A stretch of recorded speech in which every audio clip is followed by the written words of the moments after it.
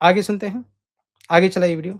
रहबर व पेशवा शहीद हो गए। जंग ओहद में पेशवा की शहादत की खबर फकत उड़ी थी और लोगों ने मैदान छोड़ दिया। यहाँ तो रहबर का जनाजा पड़ा हुआ है और उम्मत मैदान से भागी नहीं है, मैदान में डटी हुई है। हाँ, जिनको भागना था वो तो जंग शुरू होने, अब इस पे बात आ गई तो मैं बात कर देता हूँ, फिर मैं इस पे मुफस्सल वीडियो बना दूंगा। जिन लोगों को भागना था वो तो जंग ओहद शुरू होने से पहले ही भाग चुके थे ना।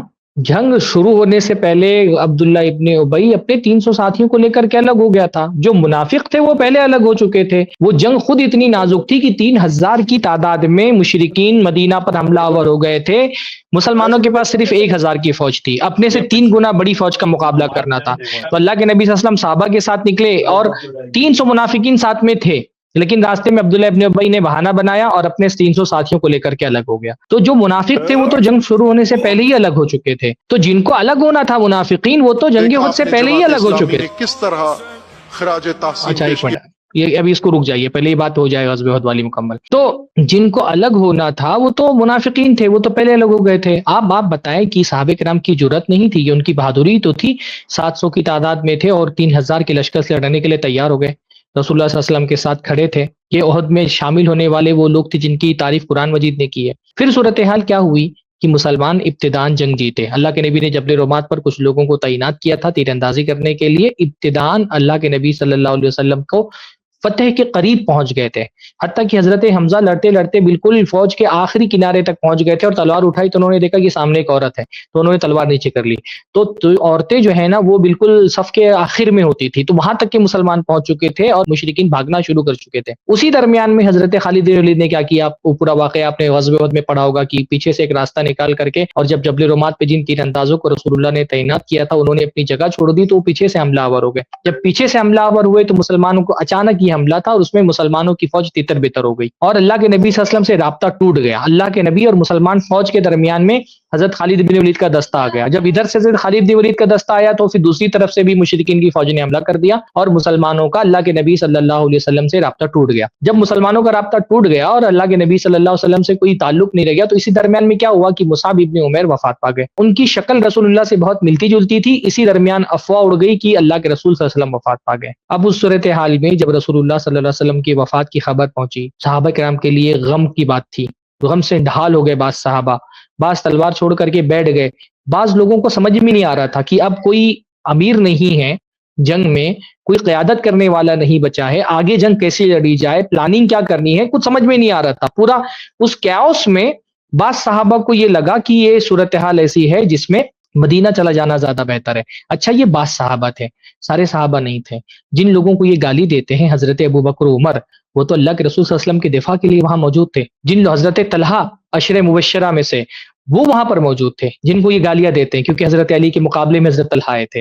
हजरत तलहा ने तो ये कारनामा अंजाम दिया उस मौके पर कि रसूलुल्लाह सल्लल्लाहु अलैहि वसल्लम को अपनी पीठ के पीछे छुपा लिया और चारों तरफ से तीर और तलवार चल रहे थे, नीज़े आ रहे थे और उन्होंने रसूलुल्लाह को अपनी पीठ के पीछे छुपाया हुआ था। कभी कभी रसूलुल्लाह सल्लल्लाहु अलैहि वसल्लम को ये एहसास होता था कि जरा सा मैं सर उठा करके देखूं कि जंग के मैदान की सूरत हाल क्या है, तो जब अल्लाह के नबी सर उठाते थे तो हजरत तलहा अल्लाह के रसूल का सर दबा देते, नीचे नीचे कर देते रसूलुल्लाह को और कहते नाहरी दूना नाहरी का या रसूल अल्लाह। ये सहाबा है, ये खबीस कहता है कि सहाबा छोड़ करके चले गए थे। हजरत तलहा कहते नाहरी दूना नाहरी का या रसूल अल्लाह, अल्लाह के रसूल मेरा सीना आपके सीने से पहले है, जब तक ये सीना तीरों से छल्ली ना हो जाए मैं कोई तीर आप तक नहीं पहुंचने दूंगा। तकरीबन 9 या 12 अंसार सहाबा मुसलसल, क्योंकि रसूल सल्लल्लाहु अलैहि वसल्लम बहुत अकेले हो गए थे, चारों तरफ से मुशरिकीन ने घेर लिया था। अब मुझे तादाद याद नहीं आ रही है, 9 या 12 सहाबा अंसार सहाबा एक एक करके शहीद हो गए। हत्ता कि अल्लाह के नबी सल्लल्लाहु अलैहि वसल्लम की गलीबन हजरत अम्मारा अल्लाह के नबी सल्लल्लाहु अलैहि वसल्लम की सहाबिया थी, कुछ नहीं था उनके पास। बाज़ रिवायतों में आता है लाठी लेकर के रसूल सल्लल्लाहु अलैहि वसल्लम को भगा रही थी, बल्कि बाज़ रिवायतों में गालिबन आता है कि उनका एक हाथ भी उसमें शहीद हो गया। ये सहाबे किराम थे। हजरत अबू बकर हजरत उमर वहां मौजूद थे जिनको ये गालियां देते हैं, बल्कि हजरत अबू बकर हजरत उमर ही रसूलुल्लाह की हिमायत कर रहे थे। हजरत अली भी वहां मौजूद थे और जब कुछ मुशरिकीन को खत्म किया गया, रसूलुल्लाह सल्लल्लाहु अलैहि वसल्लम को सेव किया गया, तो रसूलुल्लाह को लेकर के सहाबा गार में छुप गए। अबू सुफियान को जब खबर हुई कि मुसलमान जंग जो जीत रहे थे वो पीछे हो गए हैं, तो अबू सुफियान एक दस्ते को लेकर के आया, उस गार तक के आया जहां पे रसूल सल्लल्लाहु अलैहि वसल्लम अपने सहाबा के साथ मौजूद थे। उसने क्या आवाज लगाई, क्या आवाज लगाई उसने आवाज लगाई, क्या मोहम्मद जिंदा है? अल्लाह के नबी ने सहाबा को कहा चुप रहो, कोई जवाब मत दो। उसके बाद उसने क्या पूछा, अबू सुफियान ने क्या पूछा? उस वक्त तक के अबू सुफियान मुसलमान नहीं हुए थे। क्या पूछा अबू सुफियान ने? क्या अबू बकर जिंदा है? क्या कहाफा का बेटा अबू बकर जिंदा है? रसूल ने कहा चुप रहो, जवाब मत दो। پھر اس نے پوچھا کیا خطاب کا بیٹا عمر زندہ ہے؟ ابو سفیان اس زمانے کا، اس کو بھی پتا تھا کہ اس امت میں رسول اللہ صلی اللہ علیہ وسلم کے بعد دو شخصیتیں سب سے بڑی ہیں، ایک جناب صدیق حضرت ابو بکر رضی اللہ تعالیٰ عنہ اور دوسرے عمر فاروق رضی اللہ تعالیٰ عنہ۔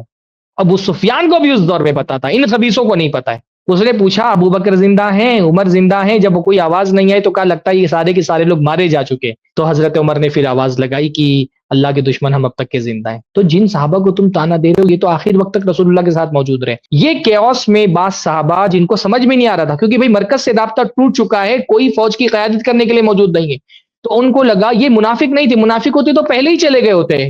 اس صورتحال میں ان کو یہ لگا کہ اب ہمارے لیے مدینہ واپس چلا جانا بہتر ہے، اور مدینہ میں بھی مسلمانوں کی ایک آبادی ہے، تو وہ چلے گئے مدینہ واپس۔ ان لوگوں کے بارے میں اللہ تعالیٰ نے فرمایا عفا اللہ عنکم، اللہ تعالیٰ نے آپ کو معاف کر دیا ہے۔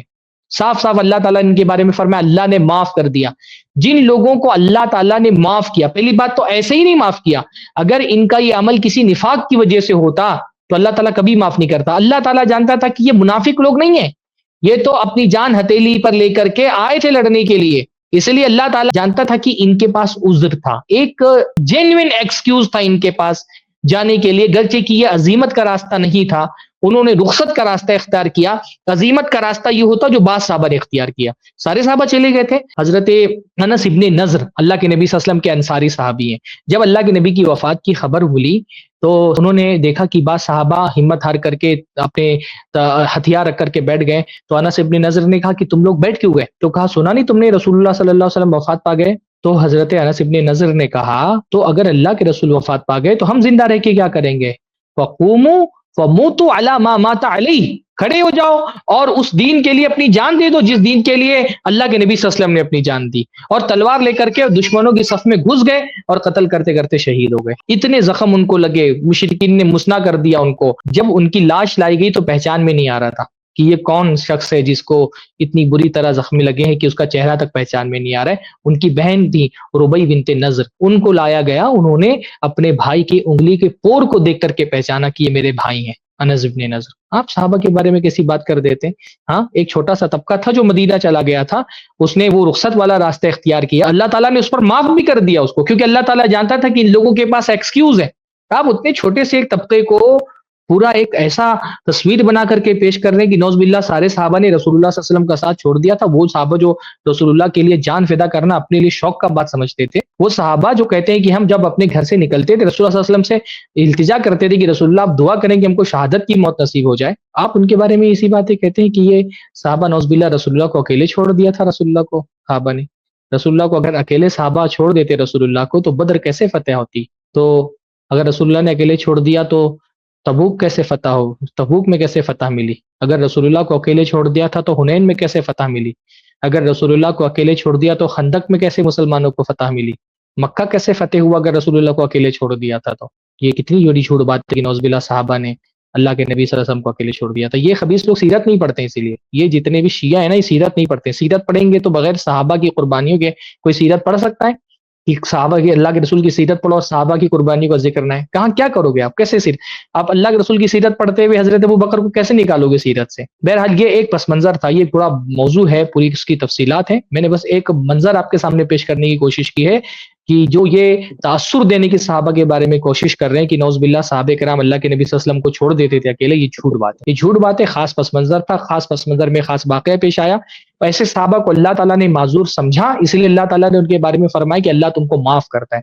اور جب اللہ تعالیٰ نے معاف کر دیا، اس کو کیا حق بنتا ہے کیا کر کے ان صحابہ کے بارے میں بلی بلی بات کرے؟ جس کو اللہ خالق نے معاف کر دیا یہ کیسے ان کو بول سکتے ہیں؟ آپ دیکھیں بعض صحابہ نے جبل رمات پہ تعینات تھے، ہٹ گئے، آپ کو پوری حدیث میں کہیں پر بھی ان کا ذکر نہیں آئے گا۔ اللہ تعالیٰ نے ان کو معاف کر دیا تھا تو کہیں پر بھی ان کا ذکر نہیں ہے، آپ کو ملے گا روایتوں کے اندر، کیونکہ جب اللہ تعالیٰ نے معاف کر دیا تو صحابہ نے یہ سمجھا ہی نہیں کہ اب اس کا کوئی ذکر کرنے کی ضرورت ہے۔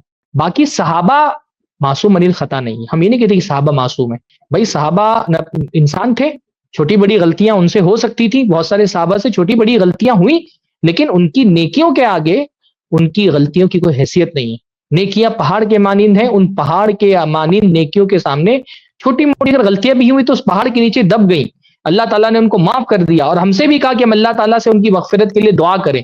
تو اگر کسی صحابی سے کسی غزوہ میں کوئی غلطی ہوئی، بھئی حضرت علی سے بھی تو بعض غلطیاں ہو گئی نا۔ حضرت علی رضی اللہ تعالیٰ عنہ نے حضرت فاطمہ کے نکاح میں رہتے ہوئے ابو جہل کی بیٹی سے نکاح کرنے کی کوشش کی، رسول اللہ کو نہیں پسند آیا۔ اسی موقع پر رسول اللہ نے فرمایا تھا کہ فاطمہ میری جگر کا ٹکڑا ہے، جس نے اس کو تکلیف پہنچا اس نے مجھ کو تکلیف پہنچا، اس طرح کے جو الفاظ حدیث کے اندر آئے۔ تو ٹھیک ہے، ان سے غلطی سرزد ہوئی تھی، لیکن وہ مسئلہ ختم ہو گیا۔ اب مسئلہ ختم ہو گیا تو کوئی اس کو اگر آج کے دور میں صحابہ کی مذمت کے لیے بیان کرے، حضرت علی کی مذمت کے لیے بیان کیے، تو آپ کیا کہیں گے اس کے بارے میں؟